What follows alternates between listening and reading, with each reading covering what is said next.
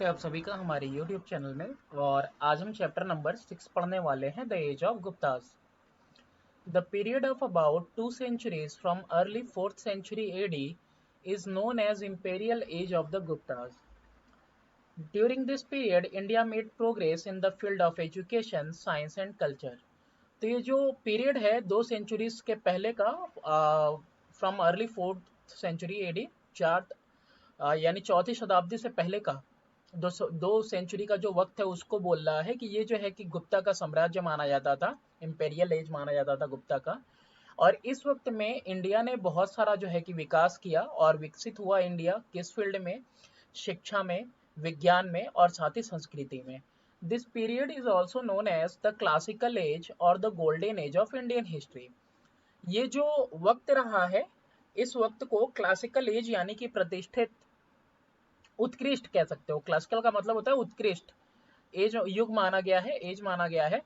और इसके अलावा या फिर इसको जो है क्या माना गया है, गोल्डन एज यानी कि स्वर्ण काल माना गया है इतिहास में। Main sources of information about the Gupta are following, कि जो इनके बारे में जो हमको जानकारी मिलती है वो स्रोत ये हैं। सबसे पहला है अकाउंट्स ऑफ फाहियान, यानी फाहियान का जो भी लेख है। Fahien was the earliest Chinese Pilgrim who visited India on a religious mission during the reign of Chandragupta II। तो फाहियान उन सबसे पहले के चाइनीज पिलग्रिम यानी कि चीन का वो तीर्थयात्री है जो हिंदुस्तान आया, अपने धार्मिक मिशन पे आया था जब चंद्रगुप्त सेकंड का अपना राज्य चल रहा था। During his stay in India, जब वो हिंदुस्तान में रहा, he went on a pilgrimage, तो वो तीर्थ स्थल पे गया। कहाँ पे गया? तीर्थ यात्रा पे, तीर्थ स्थल के लिए गया। मथुरा गया, Kannauj, Kapilavastu, Kushinagar, Vaishali, Pataliputra, Kashi and Rajgriha. He made careful unbiased observation about the condition at that time। उसने जो है ना कि बहुत ही सावधानी पूर्वक और निष्पक्ष रूप से वो सारा कुछ जो देखा ताकि उसने उसको ऑब्जर्व किया, उस अवस्था को जो उस समय की थी। अकॉर्डिंग टू फाहियान अकाउंट, तो फाहियान के जो लेख हैं, लेखा जोखा है, उसके हिसाब से Magadha was a prosperous country with large town teeming with wealthy population. Magadha जो है कि एक समृद्ध देश था और बड़े बड़े नगर थे यहाँ पे जो कि भरे हुए थे, जो है कि काफी वेल्दी यानी कि अमीर पॉपुलेशन से, वेल्दी पॉपुलेशन से, लोगों से। पटलिपुत्रा वॉज फ्लरिशिंग सिटी, और ये जो पटलिपुत्र था ये फ्लरिश कर रहा था, बढ़ रहा था, समृद्ध हो रहा था city, with numerous charitable institution. बहुत सारे यहाँ पे ना दान वाले जो है संस्थान चलते थे, यानी दान देके जो संस्थान चलाया जाता है। Including a hospital endured by benevolent citizen, और यहाँ पे एक अस्पताल भी देखने को मिला। इंडोर्ड का मतलब होता है जो कि संपन्न था, बेनेवोलेंट सिटीजन यानी कि परोपकारी लोगों के द्वारा, नागरिकों के द्वारा। Although the people were wealthy, लोग काफी अमीर थे, दे लेड सिंपल लाइफ, साधारण जीवन बिताते थे। Generally observing the Buddhist rule of conduct, तो जनरली वो क्या ऑब्जर्व करते थे? बुद्धिस्ट रूल ऑफ कंडक्ट, जिस तरह से गौतम बुद्ध ने जीवन जीने को बताया है, तो बुद्धिज्म रिलीजन के हिसाब से। Vaishnavism, Shaivism, Buddhism and Jainism were main religion, ये जो चारों धर्म दिए गए हैं ये मुख्य धर्म थे उस समय। People however had no ill will toward other sects, और लोगों के अंदर कोई हीन भावना नहीं थी किसी दूसरे धर्म के प्रति या किसी दूसरे समुदाय के प्रति। Hindu god and goddesses were depicted on coins and also in sculpture and painting, जो हिंदू देवी देवता हैं उनको उभारा गया था, उनकी कलाकृतियां बनाई गई थी, डिपिक्टेड थे किसके ऊपर? सिक्कों के ऊपर हैं, मूर्तियों पे हैं और साथ ही पेंटिंग्स पे। The penal code was mild and offenses were ordinarily punished by fines only। अब यहाँ पे जो दंड संहिता है यानी कि जुर्म करने के लिए जो सजा है वो बहुत ही कम थी, और ज्यादातर जो जुर्म थे उसको ऑर्डिनरली आमतौर पे बस पनिश किया जाता था छोटे से फाइन से। फ्रॉम द अबव अकाउंट, ऊपर का जो भी कुछ आपको मिला देखने को अकाउंट लेख उसका, फाहियान का, इट कैन बी इन्फर्ड, ये माना जा सकता है कि गुप्ता एम्पायर वॉज प्रॉस्पेरस, कि गुप्ता का साम्राज्य जो है समृद्ध था और गवर्न करता था इनलाइटेंड प्रिंसिपल के ऊपर। इनलाइटेंड प्रिंसिपल का मतलब होता है प्रबुद्ध सिद्धांत के ऊपर। द इलाहाबाद पिलर इंस्क्रिप्शन, अब ये जो इलाहाबाद पिलर पे जो इंस्क्रिप्शन है, इंस्क्रिप्शन का मतलब शिलालेख, जो इस पे लेख है, या फिर इसका नाम है प्रयागा प्रहस्ती भी कहा जाता है। It is one of the important epigraphic evidences of the imperial Guptas. Epigraphic का मतलब होता है पुरालेख। तो ये सबसे जो है कि बहुमूल्य पुरालेख है, जो सबूत है उस समय के जो है कि इंपेरियल गुप्तास का, यानी कि गुप्तास साम्राज्य की बात कर रहा है उसकी। ठीक है, फिर इसके बाद है इंपेरियल का मतलब देखो ऐसे होता है ना, शाही, है ना, कि सबूत है कि वो काफी शाही थे। कंपोज्ड बाय हरिसेना, हरिसेना इसको संगठित किया। The court poet of Samudragupta, Harisena कौन है? समुद्रगुप्त के कोर्ट के पोएट हैं। Allahabad pillar inscription also known as Prayag Prashasti is written in praise of Samudragupta. ये समुद्रगुप्त को जो है ना प्रेज करते हुए लिखा गया, उनकी तारीफ में। Arguably the most powerful of the Gupta ruler. तो आर्ग्यूएबली का मतलब होता है तर्क वितर्क दिया जाता है। तो इस तरीके के साथ ये जो है सबसे पावरफुल, सबसे ताकतवर रूलर रहा। समुद्रगुप्त की बात हो रही है। It describe the reign of Guptas in ancient India. ये दिखाता है कि किस तरह से उनका राज्य रहा है, किस तरह से उनका रूल रहा है गुप्तास का पूरा प्राचीन हिंदुस्तान में। बिसाइड्स, इसके अलावा, it provides an impressive list of kings and tribal republic that were conquered by Samudragupta. इसके अलावा ये दर्शाता है, इम्प्रेसिव लिस्ट है ना, इम्प्रेसिव लिस्ट किस चीज की लिस्ट दिखाता है ये? और राजाओं की, और राजाओं की लिस्ट के साथ साथ रिपब्लिक्स यानी गणतंत्र जो है कबीले वाले थे जिनको कॉन्क्वेर किया था, यानी जीता था समुद्रगुप्त ने।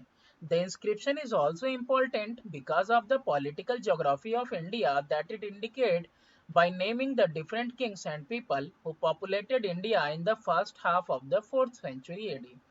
ये जो लेख है ना, शिलालेख की बात कर रहा है, ये इसलिए भी बहुत इंपॉर्टेंट है क्योंकि राजनीतिक भौगोलिक तौर पे हिंदुस्तान के इम्पोर्टेंट है, क्योंकि ये दर्शाता है उन राजाओं के नाम और उन लोगों के नाम जो हिंदुस्तान में उस वक्त थे, है ना, भर के रखा था हिंदुस्तान को।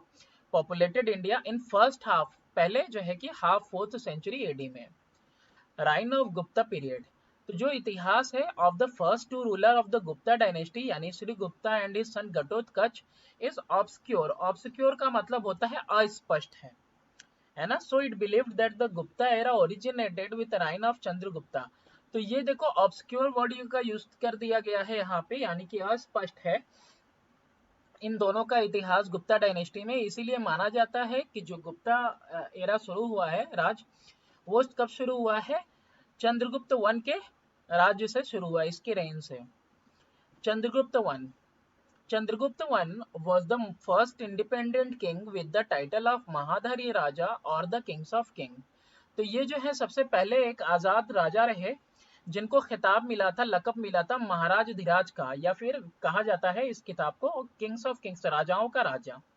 After declaring his independence in Magadha, जब उन्होंने ऐलान कर दिया अपने जो है इंडिपेंडेंस, आजादी मगधा के ऊपर, Chandragupta one extended his empire through matrimonial alliance. अब देखो चंद्रगुप्ता ने अपना जो है साम्राज्य फैलाया शादी के गठबंधन में बंध के, by marrying a Licchavi princess, Licchavi की राजकुमारी थी कुमारा देवी, इनसे विवाह करके। Samudragupta, he was the son of Chandragupta one. Samudragupta कौन है? तो चंद्रगुप्त वन के बेटे हैं। Much of the information about him is obtained from the pillar inscription, जो कि इलाहाबाद पिलर इंस्क्रिप्शन है, composed by his court poet Harisena. इनके बारे में जो इंफॉर्मेशन है, जो जानकारी है, ज्यादातर मिलती है इलाहाबाद के पिलर के ऊपर, जो शिलालेख है जो संगठित किया गया है हरिसेना के द्वारा। हरिसेन कौन है? इनके जो है कि इनके कोर्ट में जो है, अदालत में ये जो है पोएट थे। ही वॉज अ ग्रेट कॉन्क्वेरर, ये काफी जो है कि महान कॉन्क्वेरर थे, यानी कब्जा करने वाले, जीतने वाले। एंड एबल स्टेट्समैन, स्टेट्समैन का मतलब होता है राजनेता थे। As well as patrons of arts, यानी कि ये कला को संरक्षण देते थे। His empire extended from Brahmaputra in the east to the river Yamuna and Chambal in the west and from Himalayas in the north to Narmada in the south. इनका जो एम्पायर है, साम्राज्य है, फैला हुआ था ब्रह्मपुत्र जो कि पूर्व में है, वहां से लेके उस नदी से यमुना तक, और चंबल जो कि वेस्ट में है वहां तक, और फिर जो हिमालय से इन नॉर्थ, वो उत्तर में जो हिमालय है वहां से लेके नर्मदा जो है साउथ में, वहां तक फैला हुआ था। It is because of his bravery, इनकी बहादुरी की वजह से ही, and generalship that he is known as Napoleon of India, कि इनको हिंदुस्तान का नेपोलियन भी कहा गया है। He further extended his empire up to the Chambal River by defeating the Naga king of Mathura, Gwalior and Ahichatra. तो इन्होंने जो है ना कि आगे अपना साम्राज्य और बढ़ाया चंबल रिवर तक, और किसको हरा के? नागा राजा को जो मथुरा का था, ग्वालियर का, और अहिछत्रा को हरा के। Like Alexander he was daring, Alexander की तरह ये भी निडर थे। During his famous Deccan campaign, आपने जो है कि काफी प्रसिद्ध फेमस जो है कि डेक्कन अभियान के समय, he covered more than 3000 miles through dense forest, घने जंगलों से इन्होंने पार किया, रास्ता कवर किया, 3000 मीलों का सफर। दो ही डिफीटेड मेनी पावरफुल रूलर, बहुत सारे जो है कि ताकतवर राजाओं को इन्होंने, शासकों को हराया। He did not annex southern territories, लेकिन इन्होंने कब्जा नहीं किया जो है दक्षिण के क्षेत्रों पर। He made the southern king accept his authority and allowed them to rule, इन्होंने जो है कि साउदर्न किंग को ये कहा कि भाई तुम हमारा जो है आधिकारिक रूप स्वीकार कर लो, यानी तुम्हारे ऊपर हम रहेंगे और तुम यहीं पे जो है कि आराम से अपना राजपाट करो। Allahabad pillar inscription of Samudragupta describe 4 different kinds of rulers and tells us about Samudragupta policies. जो अलाहाबाद का जो पिलर है, खंबा है, उस पे जो शिलालेख है समुद्रगुप्त का, वो वर्णन करता है 4 अलग अलग राजाओं के बारे में, शासकों के बारे में, और हमको बताता है समुद्रगुप्त की नीतियों के बारे में। टुवर्ड्स देम क्या थी? The 9 ruler of Aryavarta were uprooted and their kingdom were made a part of समुद्रगुप्ता's empire. जो 9 शासक थे आर्यवर्त के, उनको जो है उखाड़ फेंका गया, अपरूटेड, और उनका जो राज है ना, वो जो है हिस्सा बन गया समुद्रगुप्त के साम्राज्य का। The 12 ruler of Dakshinapatha south India, जो 12 शासक थे दक्षिणापथ के, यानी कि दक्षिण हिंदुस्तान के, who were surrendered to Samudragupta after being defeated, वो हारने के बाद आत्मसमर्पित कर दिए समुद्रगुप्त को। वेर लिबरेटेड, उनको आजाद किया गया, and allowed to rule again over their kingdom, कि अपने राजा और साम्राज्य अपना फिर से स्थापित करो और वहीं पे राज करो आजादी से। The inner circle of the neighbouring state, जो अंदर का सर्कल है नेबरिंग स्टेट का, पड़ोसी राज्य का, जिसमें इंक्लूडिंग आसाम है, तटीय बंगाल है, तट का इलाका बंगाल का, नेपाल है, एंड अ नंबर ऑफ गण संघास, जो गण संघास है यानी ऑर्गेनाइजेशन है, बहुत सारे राजाओं का संगठन है। इन the north western paid tribute, वो जो है ट्रिब्यूट पे करते थे, यानी कि कोई तोहफा वगैरह देना। फॉलोड हिज ऑर्डर, उसका आदेश मानते थे समुद्रगुप्त का, एंड अटेंडेड हिज कोर्ट, और उसके कोर्ट में जो है हाजिरी भी देते थे। The ruler of the outlying areas, जो बाहर के जो राजा थे, सबमिटेड टू हिम, वो भी अपने आप को जो है कि सबमिट कर दिए इसको, and offered their daughters in marriage, और अपनी जो है कि पुत्रियों का विवाह करवाया इनसे। According to Samudragupta court poet Harisena, Samudragupta के जो दरबार में, कोर्ट का मतलब अदालत नहीं, यहाँ दरबार है, दरबार में जो कवि हरिसेना, समुद्रगुप्त परफॉर्म्ड एन अश्वमेध यज्ञ किया ऑफ हॉर्स, और या फिर कहते हैं उसको हॉर्स सेक्रीफाइस, यानी घोड़े का बलिदान देना। Samudragupta was not only a brave warrior, सिर्फ वो जो है कि बहादुर लड़ाका नहीं थे, एंड कॉन्क्वेरर, और जो है कि जीतने वाले कॉन्क्वेरर नहीं थे, but also a great ruler, एक महान शासक थे, एक म्यूजिशियन एंड अ पोएट, और एक जो है कि संगीत शास्त्री भी थे और साथ में कवि भी थे। In one of his coins he is shown playing the veena, एक सिक्के पे इनके दिखाया गया है इनको वीणा बजाते हुए, प्ले करते हुए। Samudragupta issued 8 types of coins made of gold, Samudragupta ने 8 तरह के सिक्के जो है कि इंट्रोड्यूस किए, जो कि सोने के बने थे। His court was full of great scholar and literary person, उनका जो दरबार था वो बहुत ही महान विद्वानों से भरा पड़ा हुआ था, और साथ ही साहित्यिक लोगों से। Samudragupta was a follower of Brahmanism, ये जो है कि ब्राह्मणवाद को फॉलो करते थे, अनुसरण करते थे, and worshipped Lord Vishnu, Lord Vishnu की पूजा करते थे। He also had faith in Vedic sacrifices, जो वेद में दिए गए हैं बलिदान, उसके ऊपर भी इनका जो है कि फेथ था, यकीन रखते थे। But he was tolerant toward the other religion, लेकिन जो दूसरे धर्म है ना उसके प्रति ये बिल्कुल सहनशील थे, टॉलरेंट थे। Chandragupta second, Vikramaditya.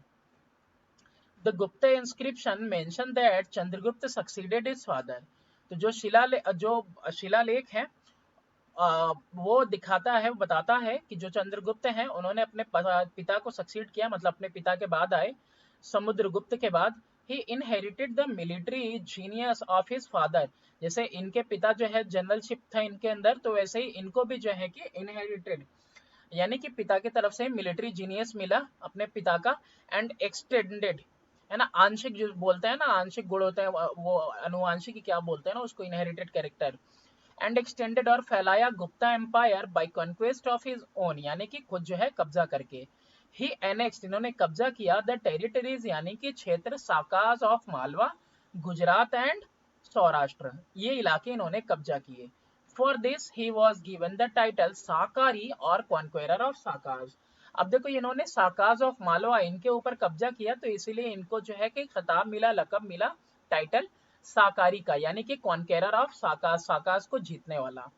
According to noted हिस्टेरियंस, जो है कि जाने माने इतिहासकार जो डॉक्टर विंसेंट स्मिथ हैं, the annexation of Saurashtra and Malwa not only added to the empire provinces of exceptional wealth and fertility, but opened up access to the port of western coast and thus placed Chandragupta II in direct touch with the sea-borne commerce with Europe through Egypt. अब ये इतिहासकार doctor Vincent Smith कह रहे हैं कि ये जो कब्जा हुआ सौराष्ट्र और मालवा पे, इसकी वजह से ना ही इनके न सिर्फ नॉट ओनली न सिर्फ एम्पायर यानी कि साम्राज्य में वृद्धि हुई, प्रांत में वृद्धि हुई और प्रांत में जो है कि वो ढेर सारा जो है खजाना आया, फर्टिलिटी यानी कि जो है कि उपज वाली जो है जगह आई, बट ओपन, लेकिन जो है रास्ते भी खुले, द्वार भी खुला किसका, बंदरगाहों का जो पश्चिमी तट के हैं। और इससे चंद्रगुप्त सेकंड जो है वो बिल्कुल प्रत्यक्ष रूप से, डायरेक्ट रूप से जो है कि टच में आ गए जो समुद्र से लगा हुआ व्यापार था उससे, और साथ और किसके कांटेक्ट में आए, यूरोप के कांटेक्ट में आए थ्रू इजिप्ट, इजिप्ट के रास्ते। Chandragupta second entered into matrimonial alliances, तो चंद्रगुप्त सेकंड भी जो है कि वैवाहिक वो गठबंधन में बंधे as a part of his foreign policy, और इनका ये जो फॉरेन पॉलिसी यानी कि विदेश नीति भी थी। He married Kubera Naga of Naga family, Naga family की जो ये यहाँ पे लेडी हैं कुबर नागा, इनसे इन्होंने विवाह किया। The Nagas were a powerful ruling clan, जो नागाज थे ना उस समय कैसे थे, बहुत ही ताकतवर। रूलिंग क्लैन का मतलब होता है शासन करने वाले जो है खानदान थे, कबीला था। एंड दिस मैट्रिमोनियल अलायंस, और ये वैवाहिक गठबंधन, हेल्प द गुप्ता रूलर, इससे गुप्ता रूलर को मदद मिली कि वो एक्सपेंड कर सके, फैला सके अपना साम्राज्य। द मैरिज ऑफ चंद्रगुप्ता's डॉटर, ये जो विवाह था चंद्रगुप्त की बेटी का प्रभावती, वो करवाया गया वाकाटाका रूलर यानी वाकाटाका शासक से, रुद्रसेना सेकंड से। ये वाकाटाका का शासक है Rudrasena second. Helped him to establish his political influence in the Deccan, और इसने मदद की कि ये जो है कि अपना राजनीतिक जो है दबदबा बना सके डेक्कन में। ये पूरा गुप्ता एम्पायर का देखो ये मैप है, सर्कल्ड है, देखो कितने बड़े हिस्से पे इनका जो है कि चलता था राज, ये टेरिटरी का है। It was during the reign of Chandragupta second, Chandragupta second के ही वक्त की बात हो रही है, शासन काल की, दैट द चाइनीज पाइलग्रिम, जो चाइनीज पिलग्रिम यानी तीर्थयात्री है फाहियान, विजिटेड इंडिया, हिंदुस्तान में आया। Fahien does not mention the name of Chandragupta second in his account, अपने जो लेख है ना, अपनी जो किताबें उसमें इनको मेंशन नहीं किया चंद्रगुप्त को, इनका नाम इसने, but he gives interesting information, लेकिन बहुत ही रोचक जो है कि जानकारी देता है on the life of people, लोगों के जीवन के बारे में, एंड जनरल कंडीशन, जो आम तरह की अवस्था थी राज्य के अंदर उसके बारे में, of the kingdom. Like Samudragupta, Samudragupta की तरह he issued a wide variety of gold coins, Samudragupta ने जैसे 8 तरह के सिक्के चलाए थे, तो इन्होंने भी कई तरीके के सोने के सिक्के चलाए। The differences in design between the coins of two ruler are significant, अब जो डिफरेंसेस हैं यानी कि जो पृथकता है डिजाइन में, यानी कि दोनों का जो डिजाइन है, आकार है, अलग अलग तरीके का सिक्कों में, अलग अलग शासकों का, वो सिग्निफिकेंट है, इंपॉर्टेंट है। Chandragupta second is represented at slaying a lion, अब चंद्रगुप्त सेकंड को कैसा दिखाई दे रहा है कि स्लेइंग अ लायन की, लायन को स्ले कर रहे हैं यानी कि ऊपर है ना। वेर समुद्रगुप्त को दिखाया गया है, मतलब स्लेइंग अ लायन का मतलब ये है ना, सॉरी मतलब मारते हुए दिखाया दे रहा है ना। तो यहाँ पे देखो रिप्रेजेंट कर रहा है स्लेइंग अ लायन यानी शेर को मारता हुआ, with the legend Simha Vikrama, Simha Vikrama के साथ, वेयर एज समुद्रगुप्त को दिखाया गया स्लेइंग टाइगर, यानी कि एक टाइगर का वध कर रहे हैं। इसलिए करना मतलब यहाँ पे वध करने का है। Of many of his coins Chandragupta second has the title Vikramaditya. Of many of his coins, बहुत सारे सिक्के थे, चंद्रगुप्त सेकेंड के पास टाइटल था किसका? विक्रमादित्य का। His court is said to have been adorned by 9 gems including Kalidasa, वराहमिहिरा and अमर सिम्हा। तो इनका जो दरबार था उसको कहा जाता है कि वो सजा हुआ था 9 रत्नों से, जिसमें कालिदास भी हैं, वराहमिहिरा भी हैं और अमर सिम्हा भी हैं। ही सक्सीडेड बाय कुमार गुप्ता, और इनके बाद कौन आए सक्सीड हुए? कुमार गुप्त। इट वॉज ड्यूरिंग कुमार गुप्त रेन, कुमार गुप्त के शासन काल में ही दैट हुनाज, हुनाज कौन है? एक बारबेरियन है। बारबेरियन को समझ सकते हो कि मतलब बारबेरियन वो होते हैं जो कि काफी उद्दंड होते हैं, बर्बर कहा जाता है इनको, है ना। ये बर्बर कबीला था सेंट्रल एशिया का जो कि आक्रमण किया इंडिया पे पहली बार। At the time of next attack, और अगली बार जब दूसरी बार अटैक किया, द क्राउन प्रिंस, है ना, जो राजकुमार थे Skandagupta, had ascended the throne. अब गद्दी पे जो है स्कंदगुप्त बैठ चुके थे कुमार गुप्त के बाद। He gave the Hunas a crushing defeat, और उन्होंने हुनाज को जो है ना कि बहुत एकदम बढ़िया जो है कि हार दी, टक्कर वाली। And they did not dare attack India in the next 50 years, अगले अगले 50 सालों तक हुनाज ने जो है कि हिम्मत नहीं करी हिंदुस्तान पे दोबारा अटैक करने की। गुप्ता एडमिनिस्ट्रेशन, तो शासन कैसा था गुप्ता के टाइम में? तो Gupta period saw the gradual disappearance of the Republican form of government. जो गुप्ता वक्त पीरियड है, ये जो काल है, इसने देखा धीरे धीरे जो है डिसअपीयरेंस यानी गायब होता हुआ देखा गणतंत्र सरकार को। मोनार्की, मोनार्की समझ सकते हो, monarchy was prevailing form of government during the Gupta period. Monarchy या राजशाही ये जो है ना प्रचलित था इस तरह का सरकार गुप्ता पीरियड में। The theory of divinity of king became popular during the this period, यानी कि जो थ्योरी थी किसकी, कि राजा जो है ना कि दैविक होता है, ये थ्योरी जो है कि बहुत ही प्रसिद्ध थी इस काल में। The Gupta kings were compared to different gods such as Yama, Varuna, Indra and Kubera. तो जो गुप्त पीरियड में जो राजा हैं इनको जो है कि कंपेयर किया जाता था, है ना, तुलना की जाती थी अलग अलग भगवान से, यामा से, वरुणा देव से, इंद्र देव से और कुबेर से। They were compare to Vishnu, Vishnu से भी इनका कंपेरिजन तुलना की जाती थी as regard their function of preserving and protecting the people, क्योंकि ये भी लोग जो है कि वो ऐसा ही कार्य करते थे अपने लोगों के को जो है प्रिजर्व करते थे और उनका जो है रक्षा भी करते थे। प्रिजर्व करने का मतलब होता है संरक्षित करना। Lakshmi the goddess of prosperity, ये समृद्धता की देवी है Lakshmi. Appears on many Gupta coin, बहुत सारे गुप्ता एज में जो सिक्के चले उनके ऊपर इनकी तस्वीर दिखी, इनका चित्र। The Gupta period enjoy, the Gupta king enjoys a large number of power, जो गुप्ता का राजा थे इनके पास बहुत सारी ताकत थी, विच कवर्ड द पॉलिटिकल, जिस ताकतों में था राजनीतिक शक्ति, शासन करने वाली शक्ति, मिलिट्री, एडमिनिस्ट्रेटिव मिलिट्री, और साथ ही न्यायिक जो है फील्ड्स में, न्याय में बहुत सारे फील्ड्स में इनके पास क्या थी, शक्ति थी इस तरह की, यानी सारे पावर्स इनके हाथ में थे। They were the commander in chief of army, ये जो है खुद कमांडर इन चीफ हुआ करते थे, मुखिया हुआ करते थे आर्मी के। Samudragupta, Chandragupta second and Skandagupta personally led their armies, अब देखो ये खुद जो है कि अपने जो है आर्मी का नेतृत्व करते थे। कितना ही खूबसूरत नजारा होता होगा जब बादशाह खुद अपने जो है कि जंग के लिए अपनी फौज को लेके जा रहा होगा आगे। The kings appointed all the governor and important military and civil officer, राजा नियुक्ति करता था सारे गवर्नर की और जो भी जो है कि प्रमुख मिलिट्री और जो है कि नागरिक अधिकारी हैं नागरिकों के लिए, उन सब का जो है कि नियुक्ति कौन करता है? राजा। The governor and their officers had to work under the control and guidance of king, जो भी गवर्नर हैं और जो भी ऑफिसर्स हैं यानी अधिकारी वगैरह हैं उनको नियंत्रण में काम करना है और जो है गाइडेंस के अंदर राजा के। लाइकवाइज इसी तरह द सेंट्रल सेक्रेटरीट, जो सचिव है, जो केंद्रीय सचिव था, ऑल्सो वर्कड, वो भी काम करता था राजा के जो है कि कंट्रोल में, सुपरविजन में, देख रेख में। The king was the source of all honour and titles, तो राजा ही जो है कि सारा स्रोत था सारे के सारे जो है मान सम्मान और खिताब का, लकब का।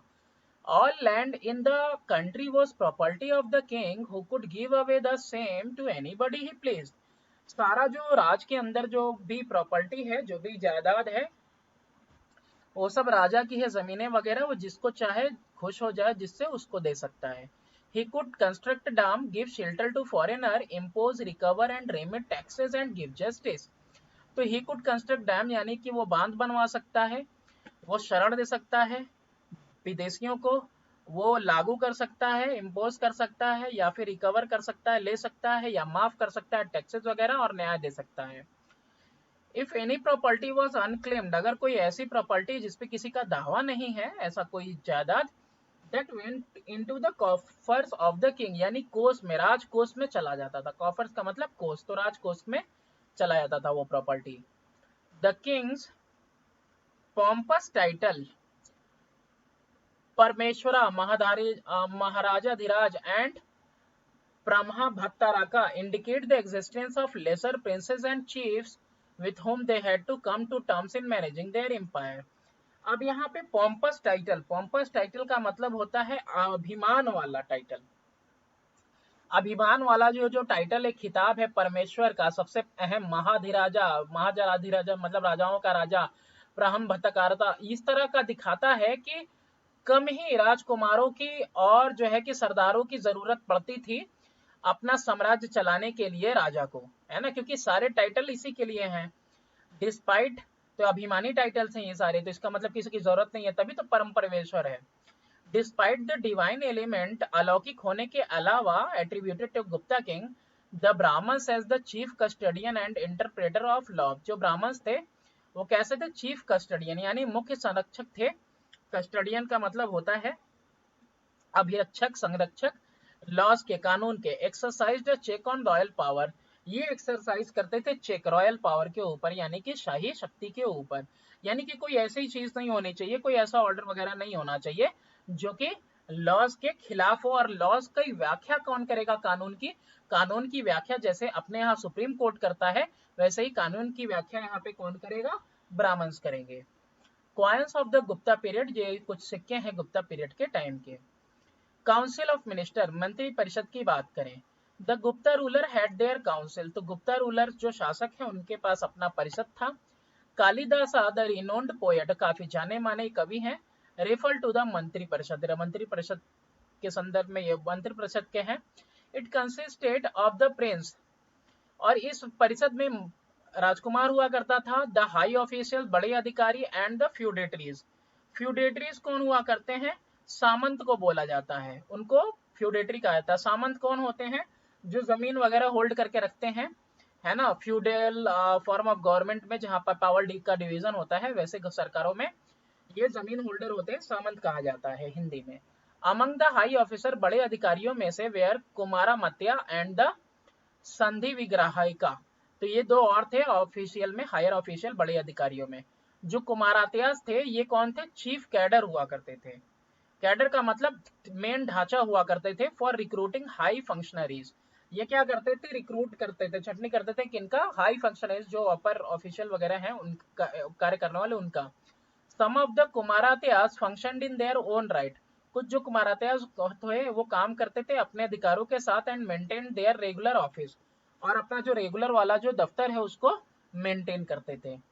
और दूसरा जो ऑफिस है संधि विग्राह का, यानी minister of peace and war, यानी शांति और जंग का जो मिनिस्टर है उनकी बात कर रहा है, यानी संधि विग्राहिका का मतलब यही होता है।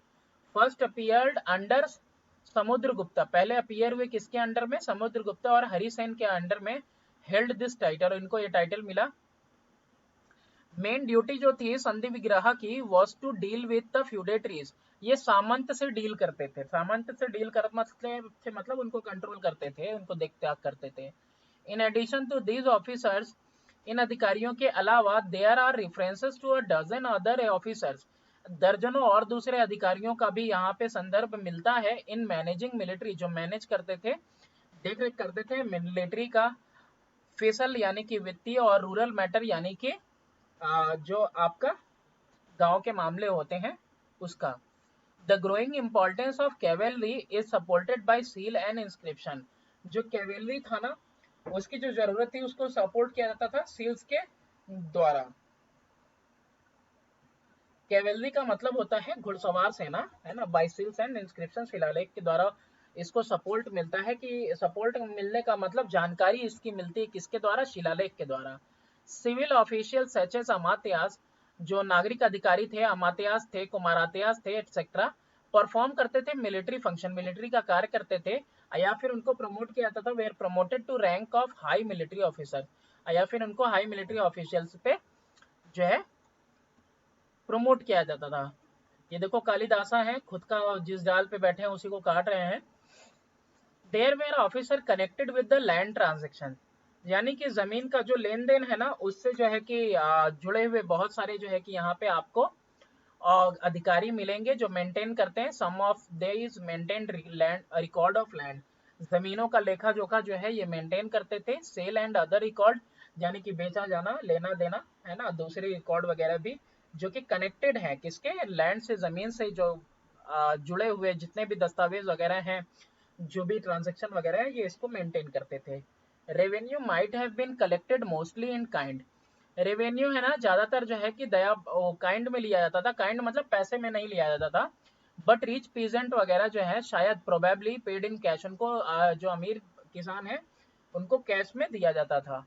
The officer connected with the collection of tolls on commodities is known as शॉल कीका, जो अधिकारी टोल वगैरह लेता था, चीजों के ऊपर टैक्स वगैरह लेता था, उसको शौकीका कहा जाता था उस अधिकारी को। प्रांतीय और लोकल एडमिनिस्ट्रेशन, प्रोविंशियल और जो आपका लोकल एडमिनिस्ट्रेशन है, यानी कि लोकल शासन है, उसको देखते हैं हम लोग। The Gupta rulers evolve the first systematic provincial and local administration, तो गुप्ता ने ही इजाद किया था सबसे पहला सिस्टमैटिक प्रांतीय और जो है कि लोकल प्रशासन, जो कि प्राथमिक रूप से विच वॉज प्राइमरली कंसर्न था, किसके लिए था, विद द कंसर्न था, चिंता का विषय था, with the collection of revenue, collection of revenue के लिए कि राजस्व की वसूली कैसे हो और मेंटेनेंस कैसे हो लॉ एंड ऑर्डर का। तो प्राथमिकता क्या थी, इस प्रशासन की प्राथमिकता ये थी कि किस तरीके से कलेक्शन होगा राजस्व का और देख रेख किया जाएगा नियम कानून का। प्रोविंशियल एडमिनिस्ट्रेशन, प्रांतीय प्रशासन, the core of the empire, core मतलब केंद्र की बात कर रहा है, directly controlled by the Guptas, directly उसका नियंत्रण कौन करता था, गुप्तास करते थे।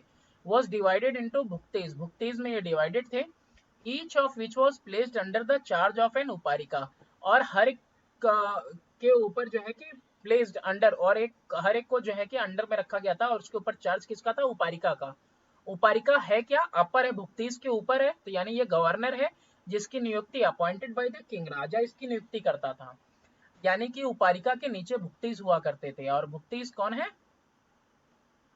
समझ सकते हो, है ना। भुक्तीज वो है जो कि मतलब होंगे, देखते हैं। भुक्तीज वेर डिवाइडेड इनटू विषयास, अभी जो भुक्तीज है ना इनको भी डिवाइड किया गया था विषयास में, placed under the charge of the विषयपति। अब जो विषयास हैं और इसके ऊपर जो कौन था, अब देखो भुक्तीज के ऊपर जैसे गवर्नर है, वैसे ही विषयपति किसके ऊपर है, विषयास के ऊपर। और जो विषयास हैं उनको डिवाइड किया गया था स्मॉलर यूनिट में और छोटे छोटे जो है यूनिट्स में। This pattern however was present mainly in the territories directly governed by the Gupta king, तो ये जो पैटर्न था, ये जो तरीका था ना, ये ज्यादातर कहाँ पे दिखता है, उन क्षेत्रों में जहाँ पे सरकार डायरेक्टली चलाई जाती थी, किसके द्वारा, गुप्ता का राजा के द्वारा। एल्सवेयर बाकी जगह पे एग्जिस्ट करता था different fiscal and administrative unit such as देसा, मंडला, भोगा, specially in central and western India.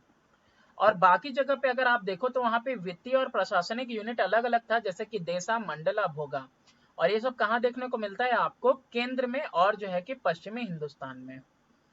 Village administration, गांव का प्रशासन, the village administration was managed by village headman, गांव का एक मुखिया हुआ करता था, हेडमैन, वही सारा कुछ देखरेख करता था।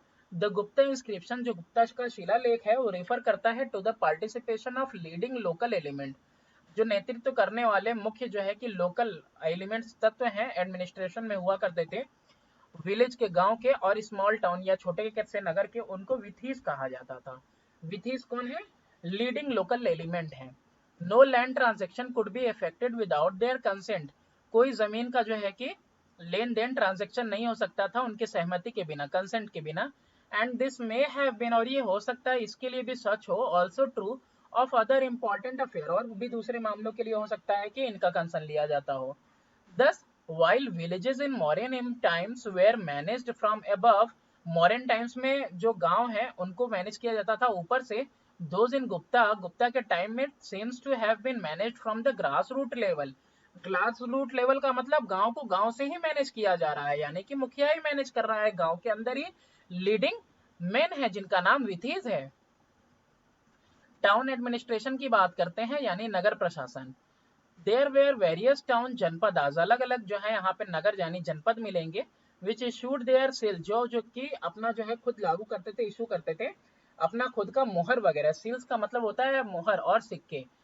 दे were administered by a committee of 5, 5 लोगों की समिति है वो इसके ऊपर शासन करते थे। ठीक है, इनके ऊपर जनपदास के ऊपर 5 लोगों की समिति राज करती थी। Some towns were being administered by some kind of परिषद, कुछ ऐसे भी नगर थे जिसको जो शासित होते थे किसके द्वारा, परिषद के द्वारा किसी तरह के।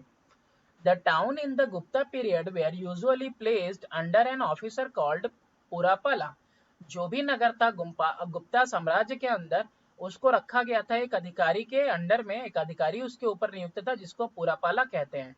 जो लीडिंग लोकल मैन है यानी विथिस were also associated with the work of administration in town, तो ये जो नेतृत्व करने वाले लोकल लोग हुआ करते थे ये भी जुड़े हुए थे शासन वाले कार्य से टाउन के अंदर, नगर के अंदर। Such people belongs to the guilds of artisan, ये लोग बिलोंग करते थे किसको, समिति को, सहकारी जो होते हैं ना आर्टिजन्स है ना, गिल्ड्स ऑफ आर्टिजन सहकारी आर्टिजन के, एंड ट्रेडर व्यापारियों के, and which flourish during the Gupta age, और ये वो कौन लोग हैं जो फ्लरिश हुए यानी कि जो फले फूले हैं गुप्ता राज में। Vaishali in Bihar was an important town, Vaishali जो है कि एक बिहार में काफी जो है इम्पोर्टेंट टाउन है। Where there were separate guilds of artisan, यहाँ पे ना अलग अलग जो है कि सहकारी थे आर्टिजन्स के सहकारी हुआ करते थे। आर्टिजन का मतलब देखो क्या होता है, आर्टिजन कलाकार को बोलते हैं जिसको कुलिका कहा जाता है। एंड ऑफ मर्चेंट यानी कि श्रेष्ठी। फ्यूडल नेचर ऑफ पॉलिसी, देखो फ्यूडल नेचर क्या कहता है, नीतियों में क्या था, फ्यूडल नेचर था। फ्यूडल नेचर का मतलब क्या समझते हो आप, फ्यूडल सिस्टम का मतलब होता है सामंतशाही व्यवस्था थी इसके अंदर, यानी कि मतलब ये पावर एक के हाथ में नहीं थी, मतलब बांटा हुआ था।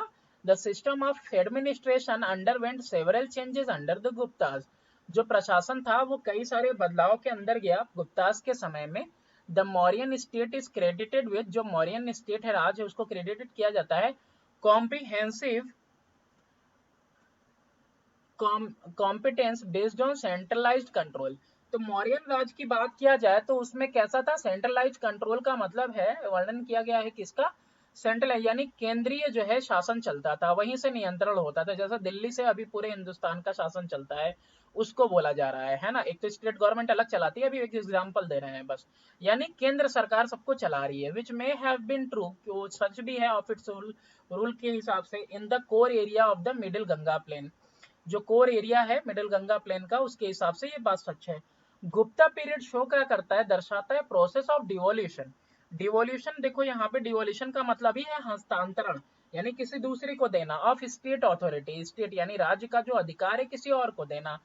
Function of collection of taxes, regulation of mine, agriculture etcetera, together with those of maintenance of law and order and defense, which were earlier performed by state officials, were now gradually delegated first to the priestly class and later to the warrior class। देखो अब यहाँ पे जो भी कार्य हैं जैसे कि टैक्स की वसूली करना, कर की वसूली करना, यानी जो खादान वगैरह है उनका जो है कि देख रखाव रेगुलेशन करना, जो कृषि है इसके अलावा देख रेख करना नियम कानून का, और सुरक्षा की, ये सब पहले जो है कि जो राज्य का जो अधिकारी था वो करता था। अब जो है धीरे धीरे ये पावर दे दिया गया किसको, प्रिस्टली क्लास को। फिर उसके बाद धीरे धीरे किसके दे दिया गया, प्रिस्टली यानी कि अपर क्लास जो है उसको दे दिया गया प्रिस्टली क्लास को। फिर उसके बाद योद्धाओं को दे दिया गया, किसको दे दिया गया, योद्धाओं को। प्रिस्टली का मतलब होता है पुरोहित, पुरोहितों वाला क्लास है उनको दिया गया, फिर बाद में वॉरियर्स को, लड़ाकों को। The golden age of Indian culture, तो ये जो है सुनहरा काल था हिंदुस्तानी संस्कृति का। गुप्ता पीरियड को डिस्क्राइब किया जाता है as the golden age of Indian culture, कि ये जो है कि स्वर्ण काल था हिंदुस्तानी संस्कृति का। क्यों? Because of high level of civilization, बहुत ही हाई लेवल की सभ्यता थी, यानी कि अच्छा रख रखाव, सब कुछ एडमिनिस्ट्रेशन वगैरह आपने देखा, सिक्के वगैरह बनना, सील्स वगैरह, मोहर वगैरह, and culture of this period, और अच्छी ये हाई लेवल की सभ्यता है, और इसके साथ ही संस्कृति यहाँ की। Along with the revival of Hinduism, Hinduism का फिर से पुनर्जन्म होना, a power of creativity, revival मतलब फिर से जीवित करना उसको फिर से, पावर ऑफ क्रिएटिविटी यानी कि ताकत क्रिएटिविटी की वाज अनलिस्ड, ये जो है कि सामने प्रकट हुआ in the field of education, है ना, एजुकेशन के फील्ड में, है ना, शिक्षा के फील्ड में, लिटरेचर साहित्य के फील्ड में, आर्किटेक्चर के फील्ड में, और साथ ही विज्ञान के, कला के, है ना, वास्तुकला, architecture. This period also saw extension of this influence beyond India's frontier, ये जो काल था ना, इसने देखा एक्सटेंशन ऑफ दिस इन्फ्लुएंस, ये जो सारे प्रभाव है ना, हिंदुस्तान के बॉर्डर के परे भी इन सारे प्रभाव, ये जो है इसका प्रभाव जो है पड़ा गुप्ता एम्पायर का, बाउंड्री से बाहर। एजुकेशन की बात करें तो during the Gupta age, Gupta काल में education was giving utmost important, बहुत इंपॉर्टेंस दिया गया था किसको? शिक्षा को। दिस इज एविडेंट, इसका सबूत कैसे मिलता है? फ्रॉम इंटेलेक्चुअल, है ना, output in various field like literature, science, mathematics, astronomy, astrology and medicine. अब देखो कैसे तुमको सबूत मिला इसका कि भाई बहुत अच्छा शिक्षा था, क्योंकि यहाँ पे देखो काफी अच्छे तरीके से यहाँ पे जो लिटरेचर साहित्य बहुत अच्छे चरण पे था, विज्ञान की बात करो और गणित की बात करो, या फिर जो है खगोल शास्त्र की बात करो, एस्ट्रोलॉजी, ज्योतिष विद्या की बात करो, या दवाइयों की, तो इससे पता चलता है कि भाई इस टाइम में जो है कि एजुकेशन को बहुत इंपॉर्टेंस दिया जा रहा होगा। There were many centres of learning in cities like Pataliputra, Vallabhi, Ujjain, Ayodhya and Nasik. बहुत सारे केंद्र थे शिक्षा के, पटलिपुत्र में शहर में, वल्लभी में, उज्जैन में, अयोध्या और नासिक में। According to the inscription, inscription शिलालेखों के हिसाब से, टीचर्स हैव लर्नड ब्राह्मणास, जो टीचर्स हैं वो कैसे हैं? उन्होंने लर्न किया है Brahmanas, who were known as acharya, जिनको आचार्य कहा गया और उपाध्याय कहा गया, and some time they were also given the title of Bhattas, उनको कभी कभी जो है कि टाइटल दिया गया, खिताब दिया गया भट्टास का। These teachers supported by grant of villages, इन शिक्षकों को कैसे जो है कि वो सपोर्ट मिलता था, साथ मिलता था, किससे? इनको ताकत मिलती थी, इनको देखो दान मिलता था, किससे? गांव से, कॉल्ड द अग्रहाराज, अग्रहाराज कहा जाता है। Given by the Gupta ruler, Gupta ruler के द्वारा दिया जाता था, एंड चैरिटीज, दान पुण्य दिया जाता था, बाय जनरस पब्लिक, दयालु लोगों के द्वारा, अच्छे लोगों के द्वारा, ठीक है। द डिसिपल्स, जो चेले थे उनको शिष्यास कहा जाता है, had to learn 14 section of science, 14 खंड थे विज्ञान में, है ना, जिसको कहा जाता है चतुर्दश विद्या, चतुर्दश विद्या, ये पढ़ना पड़ता था। कंप्राइजिंग द 4 वेदास, साथ ही साथ 4 वेदास का संगठन, 6 वेदांगास, पुराणास, मीमांसा, न्याय और धर्म, इसके अलावा व्याकरण, व्याकरण भी पढ़ना पड़ता था, अष्टाध्यायी ऑफ पाणिनि, ये वो व्याकरण जो पढ़ना पड़ता था, एंड शतशास्त्री, है ना, शतसाहस्री संहिता, या फिर कह सकते हो महाभारत, ये सब भी पढ़ना पड़ता था इन बच्चों को जो यहाँ पढ़ते थे। इन the Gupta period the Jain and Buddhist system of education assumed a different dimension, Gupta काल में जो जैन और बुद्धिस्ट तरीका था शिक्षा का, वो जो है कि अलग अलग डायमेंशन पे था, यानी कि अलग अलग दिशा में था। Buddhist monasteries admitted student for 10 years, जो बुद्धिस्ट मोनेस्ट्री यानी मठ थे वो बच्चों को लेते थे 10 साल के लिए। Learning begin with the oral method, मौखिक रूप से शिक्षा शुरू होती थी। Later they shifted to the reading of literary text, और बाद में फिर उनको जो है कि आगे चल के पढ़ाया जाता था साहित्यिक लेख, यानी लिखा हुआ साहित्य। मोनेस्ट्रीज यानी मठ के अंदर जो है लाइब्रेरीज भी हुआ करती थी। इंपॉर्टेंट मनुस्क्रिप्ट, मनुस्क्रिप्ट का मतलब क्या होता है? मतलब होता है हस्तलिपि, यानी हाथ से लिखा हुआ, मनुस्क्रिप्ट की बात कर रहा है, ठीक है, तो इसकी बात कर रहा है। ये वेयर कॉपीड एंड स्टोर्ड, इसको जो है ना नकल किया जाता था और इसको स्टोर जमा करके रखा जाता था। स्टूडेंट फ्रॉम अदर कंट्रीज, दूसरे देशों से भी बच्चे आते थे, like China and south east Asia, came to the Buddhist monasteries for education, ये बुद्धिस्ट मठ में आते थे शिक्षा के वास्ते। The monasteries were normally maintained by grant from kings and rich mercantile class. ये जो मठ थे कैसे चलते थे, इनका जो रहन सहन चल चलाव होता था वो किसके द्वारा होता था, रख रखाव। ग्रांट्स का मतलब होता है दान, राजा देते थे या रिच मर्सेंटाइल क्लास देता था इनको, यानी कि अमीर वर्ग के लोग इनको देते थे दान। They attracted scholar from far and near, ये दूर से और नजदीक से विद्वानों को अपनी तरफ आकर्षित करते थे। Fahien also spend several year, Fahien जो था पिलग्रिम है, तीर्थयात्री, ये भी काफी साल गुजारा मठ में पटलिपुत्रा की, स्टडिंग बुद्धिस्ट रिलीजियस बुक, और क्या पढ़ते हुए, बुद्धिस्ट के धर्म की किताब को पढ़ते हुए। Higher education was given equal importance during the Gupta age, जो मतलब ऊपरी शिक्षा है, हायर एजुकेशन जैसे कि मतलब ग्रेजुएशन वगैरह टाइप का होता है, तो उसको भी जो है बराबर जो है कि इम्पोर्टेंस मिला हुआ था गुप्ता एज में। और ये कहाँ से इसका सबूत मिलता है, from a number of universities, बहुत सारे विश्वविद्यालय थे that existed during this period, जो इस काल में रहे। Two popular universities were Taxila and Nalanda, दो जो है काफी फेमस प्रसिद्ध प्रतिष्ठित कौन से हैं विश्वविद्यालय, तक्षशिला है और नालंदा है। The Taxila university was one of the first few centre in the world which offered higher education, यानी कि जो दुनिया की बात कर रहा है, वर्ल्ड की बात कर रहा है कि दुनिया के अंदर कुछ ही केंद्र थे, है ना, वो भी विश्वविद्यालय थे किसके लिए, जो है हायर एजुकेशन के लिए, तो उसमें से तक्षशिला एक है। This university was however established before the Gupta empire came into existence, और ये जो यूनिवर्सिटी विश्वविद्यालय है ना स्टेब्लिश हुई थी गुप्ता एम्पायर से पहले, है ना, जो फिर बाद में जो है कि आई एग्जिस्टेंस में।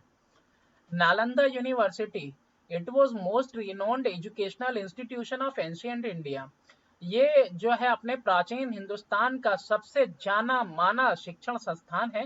It was located at Nalanda in Rajgriha in Bihar, ये कहाँ पे है, नालंदा में, राजगृह बिहार में है। Lot of information about the Nalanda University is given in the inscription and in the account of Yun Sang, a Chinese Buddhist scholar who visited India during the reign of Harshavardhana. बहुत सारा यहाँ पे जो है कि इंफॉर्मेशन यानी कि जानकारी मिलता है नालंदा विश्वविद्यालय के बारे में। और ये कहाँ से मिलता है, जो शिलालेख है ना, और उसके अलावा जो ह्यून सांग है, ये भी एक चाइनीज के साथ साथ बुद्धिस्ट विद्वान था जो हिंदुस्तान आया था हर्षवर्धना के राज में, तो इसके लेख से भी जो है कि नालंदा यूनिवर्सिटी के बारे में मिलता है जानकारी। The university of Nalanda had imposing building, जो यूनिवर्सिटी है नालंदा की, यहाँ पे बहुत ही प्रभावशाली बिल्डिंग है। There were at least 8 colleges, 8 college आपको मिलते हैं। Built by different patterns, patterns का मतलब होता है संरक्षक, अलग अलग संरक्षकों ने बनाया, इंक्लूडिंग वन बाय बालापुत्र देवा, एक बालापुत्र देव ने बनाया जो कि राजा थे सुमात्रा के। अकॉर्डिंग टू ह्यून सांग ये जो बुद्धिस्ट विद्वान है, इसके द्वारा whole university area was enclosed by a brick wall, ईंटे की दीवारों से पूरा का पूरा जो क्षेत्र था उसको क्या किया गया हुआ था, उसको ये घेरा हुआ था, ठीक है। The Nalanda university provided various facilities to the students for their studies, जो नालंदा विश्वविद्यालय है वो अलग अलग तरह की सुविधाएं देता था अपने बच्चों को शिक्षा के लिए। देयर वेर 3 ग्रेट लाइब्रेरीज, यहाँ पे 3 बहुत बड़ी बड़ी जो है कि लाइब्रेरीज थी, जिसका नाम है Ratna Sagar, Ratnodadhi and Ratna Ranjaka. There were more than 10,000 student and teacher, तो बहुत सारे 10,000 और से ये 10,000 से ज्यादा बच्चे थे और शिक्षक थे। दे केम फ्रॉम कोरिया, ये कोरिया से थे, Mongolia, Japan, China, Tibet, Ceylon and various part of India, सोचो कहाँ कहाँ से थे, पूरी दुनिया के लोग आ रहे हैं यहाँ हिंदुस्तान में। The subject of study of Nalanda university were all of the 4 Vedas, जो विषय थे नालंदा विश्वविद्यालय में पढ़ने के लिए चारों वेद थे, लॉजिक था, ग्रामर था, मेडिसिन दवा, संख्यता, योग था, न्याय था, और Buddhist work of different school, और इसके अलावा बुद्धिस्ट वर्क था अलग अलग स्कूल का। बुद्धिस्ट स्कूल पढ़ोगे आप, बहुत अलग अलग स्कूल थे। Nalanda university was not an ordinary university, ये आम यूनिवर्सिटी विश्वविद्यालय तो था नहीं, ये पोस्ट ग्रेजुएट संस्थान था, to which admission was very difficult, और यहाँ पे एडमिशन लेना बहुत मुश्किल था। बिफोर एडमिशन, एडमिशन से पहले एन एग्जामिनेशन वॉज हेल्ड, एक एग्जामिनेशन लिया जाता था विच हार्डली 20% स्टूडेंट पास, 100 में से केवल 20 लोग जो है एडमिट होते थे, इनको लिया जाता था, और बाकी सब के सब क्या कर दिए जाते थे, रिजेक्ट कर दिए जाते थे। Only the most brilliant were admitted to the university, जो बहुत ही ज्यादा बुद्धि में थे, बुद्धिमता थी जिनके अंदर, सिर्फ उन्हीं को जो है कि इसमें एडमिट किया जाता था। Nalanda continued to be a beacon, beacon of light का मतलब होता है रोशनी, बीकन का मतलब है ना प्रकाश था, कि किरण थी, मतलब बीकन था मतलब प्रकाश का कुछ कह सकते हो सिंबल था, अप टू 12th सेंचुरी, 12वीं शताब्दी तक। When it was destroyed by, बाद में इसको ना ये मोहम्मद बिन बख्तियार खिलजी ने डिस्ट्रॉय कर दिया। ये एक जनरल था किसका, मोहम्मद गोरी का। Today only the remains of its magnificence and glory can be seen, आज जो है ना only the remains of it, जो कुछ भी बचा कुचा है उससे जो है कि इसका मैग्निफिकेंस और इसकी जो महिमा है उसको आप देख सकते हो कि कितना विशाल, कितना बेहतरीन रहा होगा। साइंस की बात करें तो during the Gupta period, Gupta period में great contribution was made in the many branches of science like astronomy, medicine, metallurgy। अब यहाँ पे बहुत बड़ा योगदान रहा है कई सारे जो है कि विज्ञान की शाखाओं में, जैसे कि एस्ट्रोनॉमी में, खगोल शास्त्र में, और ये जो है कि दवाओं विद्या में, मेटलर्जी यानी मेटल को एक्सट्रैक्ट करने वाले में। Varaha Mihira was a great astronomer, Varaha Mihira बहुत ही जो है कि काफी महान जो है खगोल शास्त्री हैं। He proved that moon rotate around the earth and the earth rotate around the sun। तो इन्होंने देखो सिद्ध कर दिया था कि जो चांद है वो धरती के इर्द गिर्द घूमता है, और जो धरती है वो सूरज का चक्कर लगाती है। दो Brihad Samhita of Varahi Mira deal with the astronomy, botany, natural history and physical geography. जो इनकी किताब है ना बृहद संहिता ऑफ महारावीरा, इसमें क्या है, वो डील करती है एस्ट्रोनॉमी, खगोल शास्त्र के साथ, बॉटनी के साथ, और प्राकृतिक इतिहास के साथ, इसके अलावा फिजिकल ज्योग्राफी, अपना जो ज्योग्राफी है उसके साथ। Brahmagupta was a mathematician and astronomer. अब ब्रह्मगुप्त की बात कर रहा है कि ये गणितज्ञ थे और खगोल शास्त्री थे। He describe the law of gravitation several centuries before Newton, Newton से पहले ही इन्होंने वर्णन कर दिया था गुरुत्वाकर्षण बल के बारे में। मेटलर्जी और the scientific study of metal had reached N advanced stage during the Gupta period. अभी जो मेटलर्जी है यानी मेटल को एक्सट्रैक्ट करने वाला साइंस या फिर साइंटिफिक स्टडी मेटल का, ये सब जो है ना कि एक जो है कि एडवांस स्टेज पे यानी विकसित स्टेज पे पहुंच चुका था गुप्ता राज में, गुप्ता काल में। और ये एविडेंट कहाँ से मिलता है, फ्रॉम द आयरन पिलर, लोहे का जो पिलर है, खंबा है ना, इन मेहराउली नियर कुतुब मीनार इन दिल्ली, कुतुब मीनार के पास ये जो लोहे का पिलर है ना, उससे समझ में आ सकता है आपको कैसे मेटलर्जी थी, तभी तो ऐसा पिलर बनाया, आज तक जंग वंग नहीं लगा ना कभी खराब हुआ। Charaka and Sushruta were famous scholar of Ayurveda, ये जो है काफी बड़े विद्वान है आयुर्वेद के, चरका और सुश्रुता।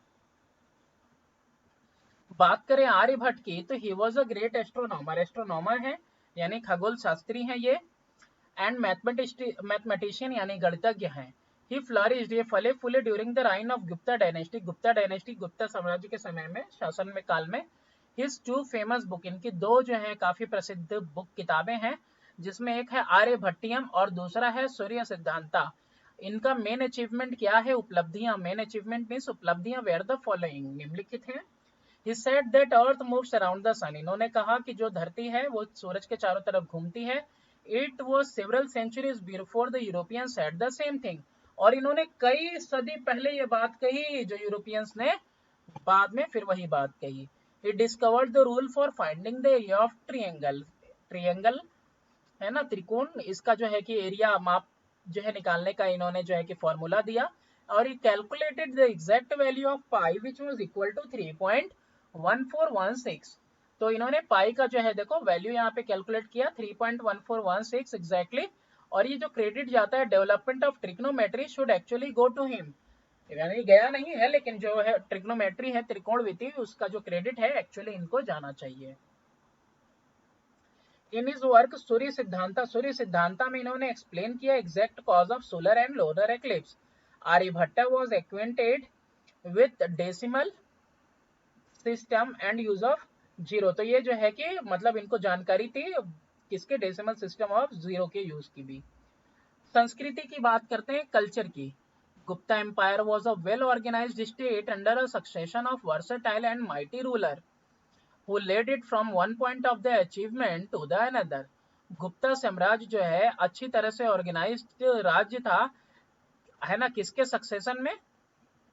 वर्सेटाइल मतलब होता है बहुमुखी, और जो है काफी ताकतवर राजा और शासकों के, जो इसको जो है लेड इट, जो इसको लेके गए एक उपलब्धि से लेके दूसरी उपलब्धि तक, गुप्ता पीरियड को एक उपलब्धि से दूसरी उपलब्धि तक लेके गए। देयर वॉज पॉलिटिकल स्टेबिलिटी, यानी कि राजनीतिक रूप से स्थिरता थी, और so trade and commerce flourish, तो इसीलिए जो व्यापार है ना, वो सब जो है कि फला फूला। द इकोनॉमिक प्रॉस्पेरिटी, आर्थिक समृद्धि आई। उसने अलाउ किया पीपल को to pursue various art and craft and literary activities की, वो जो है कि लिप्त हुए फिर अलग अलग कलाओं में, अलग अलग कारीगरी में, और अलग अलग साहित्यिक कामों में, गतिविधियों में। दस द आइडियल कंडीशन, आदर्श स्थिति थी available in the Gupta period, Gupta काल में जो है कि बिल्कुल आदर्श स्थिति थी। Led to the unprecedented development of Indian culture, यानी अभूतपूर्व, जिसका अंदाजा नहीं था, वैसा जो है विकसित हुआ हमारा हिंदुस्तानी कल्चर इस वक्त में। During the Gupta period, Gupta काल में temples were built with the elaborate detail, यानी कि कह सकते हो बिल्कुल विस्तार में एकदम अच्छे डिटेल के साथ मंदिरों का निर्माण हुआ। अनलाइक द अर्लियर पीरियड, मतलब पहले की तरह नहीं, when wood और अदर पेरिशेबल मटेरियल, यानी लकड़ी वगैरह का इस्तेमाल होता था, पेरिशेबल यानी कि खत्म बर्बाद हो जाने वाली चीजों का, was used for temple construction, मंदिरों के निर्माण के लिए ऐसी चीजों का पहले इस्तेमाल होता था जो पेरिशेबल, खत्म हो जाने वाली थी, लकड़ी वगैरह। The temple in Gupta period were built of solid material like brick and stone, तो गुप्ता काल में जो मंदिरों का निर्माण हुआ वो पक्की ईंटों से हुआ, ब्रिक से हुआ, और साथ ही साथ पत्थरों से हुआ। Vishnu temple at Deogarh, Vishnu temple, also called Dashavatra temple, is one of the finest example of Gupta architecture। Gupta वास्तुकला का ये बहुत ही बेहतरीन जो है कि एक नमूना है, एक एग्जाम्पल है ना। क्या नाम है इसका? Dashavatara temple. It is about 125 kilometre from Jhansi in Uttar Pradesh, ये झांसी में है, उत्तर प्रदेश से 125 किलोमीटर की दूरी पे। It is one of the earliest Hindu stone temple to survive till date, ये पुराना अर्लीस्ट, पहले का बहुत ही इकलौता, वन ऑफ द, मतलब उनमें से एक है जो आज तक जो है कि अभी अपने रूप में जीवित है, सर्वाइव टिल डेट आज तक। It was the first north Indian temple with shikhara और टावर, ये पहला जो है कि उत्तर भारतीय मंदिर है जो कि एक टावर के साथ, यानी शिखर के साथ है, कह सकते हो। Although a part of it has disappeared, इसका एक हिस्सा डिसअपीयर है, मतलब गायब हो चुका, तब भी in spite of dilapidated condition, इसका मतलब होता है उबड़ खाबड़ अब इसकी अवस्था हो गई है।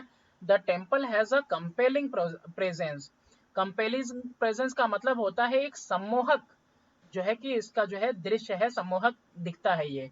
It was completely made of stone, पूरी तरह पत्थर से बना है और ईंटों से, and bricks. The temple was built on 1.5 metre high platform, दिख रहा है ये 1.5 मीटर के ऊंचे चबूतरे पे बनाया गया है। 4 stairways outside the platform provide access to the temple, 4 तरफ से सीढ़ियां जाती हैं जो मंदिर के अंदर प्रवेश होने का रास्ता देती हैं। It exterior is decorated with scenes of Ramayana, जो उसका एक्सटीरियर बाहर का ना, उसको जो है कि सजाया गया है रामायण के सीन से। और entrance and pillar were adorn with countless painting and carving, जो एंट्रेंस है यानी जहां से दाखिल होना है, वहां पे जो खंबे वगैरह है उनको सजाया गया है अनगिनत जो है पेंटिंग्स वगैरह से, और से साथ नक्काशी करके, कार्विंग करके।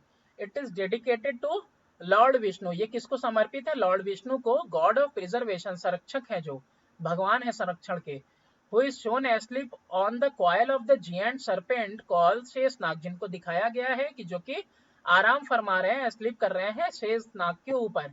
There was an outer wall around the temple, मंदिर के चारों तरफ जो है कि एक बाहरी दीवार भी है।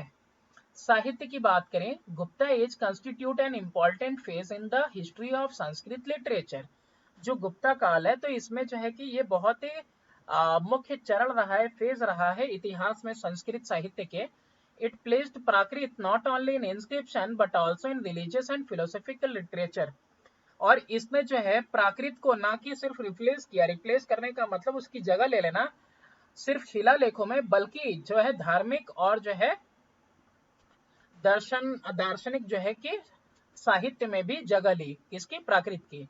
Sanskrit became the language of the learned and retained it's supreme position for 1000 year. Sanskrit फिर से जो है कि भाषा बन गया, लैंग्वेज बन गया पढ़े लिखों का, और इसने जो है कि अपना सुप्रीम पोजीशन यानी कि परम लैंग्वेज रहा हजारों साल तक। Gupta made Sanskrit official language for administrative purposes. जो गुप्ता हैं उन्होंने संस्कृत को जो है कि अपना ऑफिशियल यानी दफ्तरी जो है कि भाषा बना दिया, ऑफिशियल लैंग्वेज एडमिनिस्ट्रेटिव प्रशासन के कामों के लिए। Sanskrit was used in official document, जितने भी जो है आधिकारिक दस्तावेज वगैरह थे उसमें सिर्फ और सिर्फ संस्कृत का इस्तेमाल होता था, as well as in inscription, inscription मतलब शिलालेखों पर भी। द क्लासिकल संस्कृत लिटरेचर, ये जो प्रतिष्ठित उत्कृष्ट संस्कृत साहित्य है, that flowered during the Gupta period consisted of epics. तो ये जो फला फूला और आगे बढ़ा, इसमें देखो एपिक्स मिलेंगे, काव्य मिलेंगे, पोएट्री कविता मिलेगी, ड्रामा मिलेगा, लिरिक्स मिलेगा और प्रोज भी मिलेंगे। Both religious and secular literature, दोनों धार्मिक और सेकुलर लिटरेचर जो है एग्जिस्ट करते हैं साइड बाय साइड, यानी कि साथ साथ। सेकुलर का मतलब होता है धर्मनिरपेक्ष वाले जो साहित्य हैं वो भी, है ना, लेकिन किसमें हो रहे हैं, सब संस्कृत में। Gupta age was distinguished by number of writer, यानी ये प्रतिष्ठित है, और प्रतिष्ठित क्यों है, क्योंकि इसमें बहुत सारे जो है कि राइटर्स रहे whose contribution, जिनका योगदान vastly enriched the different branch of Indian literature, जिसने कि इनरिच कर दिया यानी कि भर दिया अलग अलग ब्रांचेस जो हैं हिंदुस्तानी साहित्य के उसको। इसमें कालिदास इंक्लूड करते हैं, कालिदास, सुदरा का, Bhasa, Harisena, Dandin, Subandhu and Bharavi. Most shining light was the course Kalidasa, लेकिन जो सबसे ज्यादा चमकदार जो है ना वो कौन, किनका काम है, कालिदास का। ये फेमस, बहुत ही ज्यादा प्रसिद्ध जो है पोएट और ड्रामाटिस्ट थे। कालिदास की बात करें तो Kalidasa is regarded as the greatest poet and playwright. तो कालिदास जो है कि काफी महान कवि हैं, और ये ड्रामा वगैरह लिखते थे, प्ले राइट की बात कर रहा है। India has ever produced, Hindustan ने जो कभी प्रोड्यूस किया हो। विंसेंट स्मिथ, ये कौन है, ये वही है जो इतिहासकार हैं। हैज राइटफुली कंपेयर्ड, जिन्होंने सही तरीके से कंपेयर किया, तुलना की है गुप्ता एज को with the Elizabethan period, Elizabeth के काल से, in the history of England, England के इतिहास में। अकॉर्डिंग टू हिम, उनके अनुसार, in India all the lesser light are outthrown by bravery of Kalidas, as in England all the smaller authors are overshadowed by Shakespeare। तो जो हिंदुस्तान है ना उसमें जो है कि all the lesser lights are outshone by brilliancy. अब देखो कालिदास जैसे कि बिल्कुल प्रमुख हो गए, बाकी सब छुप गए उनके नीचे, वैसे ही जैसे कि शेक्सपियर ने जो है कि सबको ढक लिया, है ना, बाकी छोटे मोटे ऑथर्स को। तो जैसे शेक्सपियर थे बिल्कुल फेमस ही हो गए, बाकी सब छोटे मोटे जो है उनके नीचे शैडो में थे, वैसे ही अपने यहाँ कालिदास। हिज 4 पोएटिक वर्क, 4 जो पोएटिक वर्क है, ऋतु संहारा, रघुवंशा, मेघदूता एंड कुमारा संभवा, ये 4 इनके पोएटिक वर्क हैं। 3 dramatic work of Kalidas were Vikramorvashiyam, Malavikagnimitram and Abhijnana Shakuntalam. His dramatic work, उनका जो ड्रामेटिक वर्क है Abhijnana Shakuntalam, narrates the love story, ले भैया प्रेम कहानी है किसकी, राजा दुष्यंत एंड शकुंतला की, हुज सन भारता, जो उनका बेटा है बाद में रूलर यानी शासक बनता है। The Meghdoot, the cloud messenger, यानी कि वो बादलों का जो मैसेंजर है, इज इक्वली एंड आउटस्टैंडिंग, काफी आउटस्टैंडिंग लिरिकल पोएटिक वर्क है। द हीरो मतलब लयबद्ध है। द हीरो ऑफ मालाविकानी मित्रम इस चंद्रगुप्त विक्रमादित्य, जो हीरो है ना इस मालविका गिन्नी मित्रम के, वो चंद्रगुप्त विक्रमादित्य है हीरो। काफी देर से बोलते बोलते जो आपकी जबान लड़खड़ा रही है। It was written to commemorate, ये कॉमेमोरेट मतलब मनाने के लिए थी, marriage of daughter Prabhavati with Rudrasena. ये लिखा ही गया था कॉमेमोरेट करने के लिए, यानी मनाने के लिए, सेलिब्रेट करने के लिए विवाह किसका, डॉटर प्रभावती का रुद्रसेना के साथ। All the work of Kalidas, Kalidas के जो भी काम है, स्पेशली जो ड्रामेटिक काम है, हैव बीन ट्रांसलेटेड, उनको ट्रांसलेट किया गया है, बदला गया है इनटू मेनी मेजर लैंग्वेजेस, बहुत सारे जो है कि दूसरे भाषाओं में दुनिया में। Although the subject matter of Kalidasa work is love, जो सब्जेक्ट मैटर विषय था ना कालिदास का, जो प्यार, वो था प्यार, नेचर प्रकृति एंड ब्यूटी खूबसूरती। They never the less give reliable information about the government, ये जो है कि कभी जो है कि never the less information, never the less का मतलब क्या होता है, ये फिर भी जो है कि हमको एक जो है भरोसेमंद इंफॉर्मेशन देते हैं, यानी कि नेवरदलेस का मतलब होता है भरोसेमंद, अरे सॉरी फिर भी होता है, हमको रिलायबल मतलब भरोसेमंद इंफॉर्मेशन जानकारी देते हैं गवर्नमेंट के बारे में, समाज के बारे में, रिलीजन ऑफ गुप्ता पीरियड, किस तरह का धर्म था गुप्ता पीरियड के समय में। बिसाइड्स इसके अलावा they also contain traces of political history, यानी कि निशान है ना मिलता है पॉलिटिकल हिस्ट्री का। This is the end of this chapter, और आई होप ये चैप्टर आपको समझ में आया होगा। देखो चैप्टर पूरा पढ़ोगे, क्वेश्चन आंसर करना, समझना, पढ़ना बिल्कुल आसान हो जाएगा, लर्न करना भी। Thanks for watching, do subscribe and